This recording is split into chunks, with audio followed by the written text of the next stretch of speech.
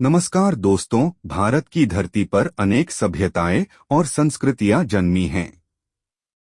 इनमें आदिवासी समाज की संस्कृति सबसे प्राचीन और प्रकृति के सबसे निकट मानी जाती है। इन्हीं आदिवासी समुदायों में गोंड जनजाति का विशेष स्थान है।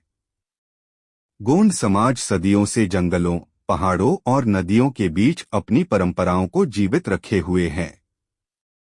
गोंड समाज की धार्मिक आस्था का केंद्र हैं जंगुबाई देवी, जिन्हें गोंडी भाषा में रैतार जंगो या सदरपेन अर्थात प्रमुख देवी कहा जाता है। गोंड कोलाम और प्रधान समुदाय उन्हें अपनी कुलदेवी और रक्षक माता के रूप में पूजते हैं। तेलंगाना 360+1। आज हम जानेंगे जंगुबाई देवी का इतिहास, उनसे जुड़ी लोक कथाएं, गोंड समाज में उनका महत्व और उस प्रसिद्ध तीर्थस्थल के बारे में जहां हर वर्ष हजारों श्रद्धालु दर्शन करने पहुंचते हैं। अध्याय 1, गोंड समाज का परिचय। गोंड भारत की सबसे बड़ी आदिवासी जनजातियों में से एक है। इनकी आबादी मध्य भारत के विशाल क्षेत्र में फैली हुई है। गोंड समुदाय मुख्य रूप से महाराष्ट्र, मध्य प्रदेश, छत्तीसगढ़, तेलंगाना, आंध्र प्रदेश और ओडिशा में निवास करता है। उनकी अपनी भाषा गोंडी है, जो द्रविड़ भाषा परिवार से संबंधित मानी जाती है। गोंड समाज प्रकृति की पूजा करता है।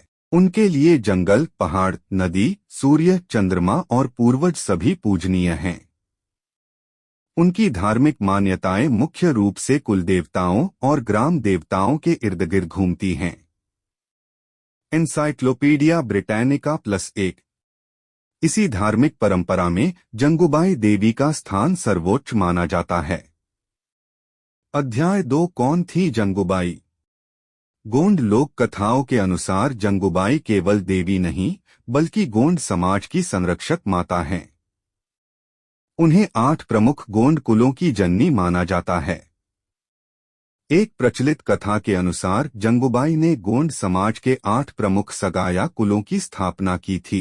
इन कुलों में तुमराम, कोडापा, रायसिदाम, सलाम, वेट्टी, कुमरे, मारापा और मंडादी जैसे प्रमुख कुल शामिल माने जाते हैं।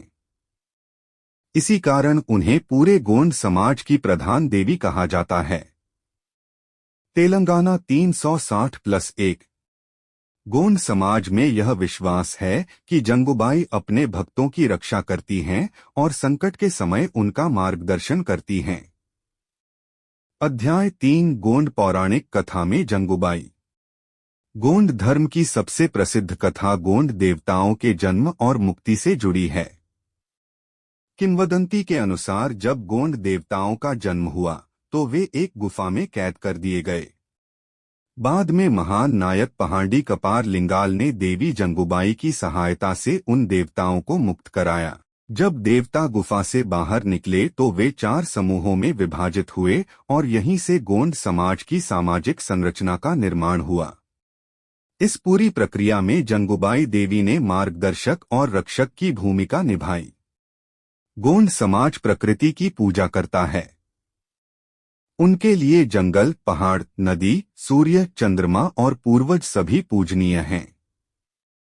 उनकी धार्मिक मान्यताएं मुख्य रूप से कुल देवताओं और ग्राम देवताओं के इर्द गिर्द घूमती हैं। Encyclopedia Britannica +1। इसी धार्मिक परंपरा में जंगुबाई देवी का स्थान सर्वोच्च माना जाता है। अध्याय 2, कौन थी जंगुबाई? गोंड लोक कथाओं के अनुसार जंगुबाई केवल देवी नहीं, बल्कि गोंड समाज की संरक्षक माता हैं। उन्हें 8 प्रमुख गोंड कुलों की जननी माना जाता है। एक प्रचलित कथा के अनुसार जंगुबाई ने गोंड समाज के 8 प्रमुख सगाया कुलों की स्थापना की थी। इन कुलों में तुमराम, कोडापा, रायसिदाम, सलाम, वेट्टी, कुमरे, मारापा और मंडादी जैसे प्रमुख कुल शामिल माने जाते हैं। इसी कारण उन्हें पूरे गोंड समाज की प्रधान देवी कहा जाता है। तेलंगाना 360+1। गोंड समाज में यह विश्वास है कि जंगुबाई अपने भक्तों की रक्षा करती हैं और संकट के समय उनका मार्गदर्शन करती हैं। जंगुबाई हमें यह संदेश देती हैं कि अपनी जड़ों से जुड़े रहना, प्रकृति का सम्मान करना और समाज में एकता बनाए रखना ही सच्ची समृद्धि का मार्ग है। जय जंगुबाई माता। धन्यवाद।